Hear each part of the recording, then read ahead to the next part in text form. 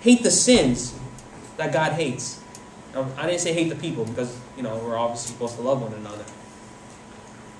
But this doesn't give us a license to act sinfully. When we say we hate sin, it doesn't give us a license to act on that sin. It's not about selfish malice. All of a sudden you become like, the crow, and you feel like you need to be an avenger and start avenging people because of the sin done to them. But there are good examples of working against injustice. I don't know if you guys ever heard of MAD, which is Mothers Against Drunk Driving. They were angry because of the deaths that happened because of drunk driving. And so they decided to work against it. And so now, there's more, there's an age cutoff, there's more, tests that are being done, and there's more ways to be checking, and there's more consequences when you are driving drunk. These are all very important things. Or in Passion, some of our young people just went to Passion, and one of the big things about what Passion does is they bring forth awareness on human trafficking and sex slaves. And that's an awesome way to fight that injustice. And so it's important for us to hate sin enough that we are willing to do something about it. Maybe willing to research on it and work against it.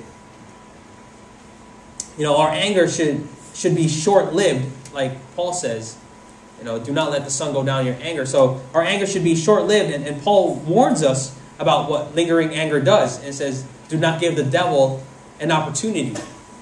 Now, at the island, we have a rock wall.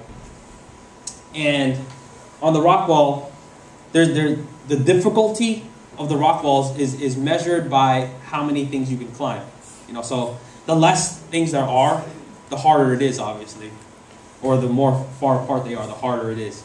And when you're climbing a wall, which I was extremely horrible at, I just ended up getting all the guys to just pull me up with the rope. They're like, I'm on top, oh my. Just pull. But when you're climbing, it's important to have a strong foothold in order to be able to pull yourself up. The easiest thing to do is to find something for your feet and just, obviously you don't want to just pull with your fingers. That's really hard. So you want to use your strongest muscles. Well, what happens when we let anger linger is it turns to sin quickly sometimes. Because what tends to happen, if we don't confront it, let's say someone sins against you. Maybe they said something really harsh to you, or they were very judgmental, or, whatever.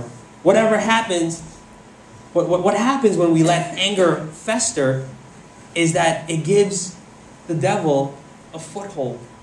And what he tends, all of a sudden what tends to happen is we just keep replaying that same act over and over and over again.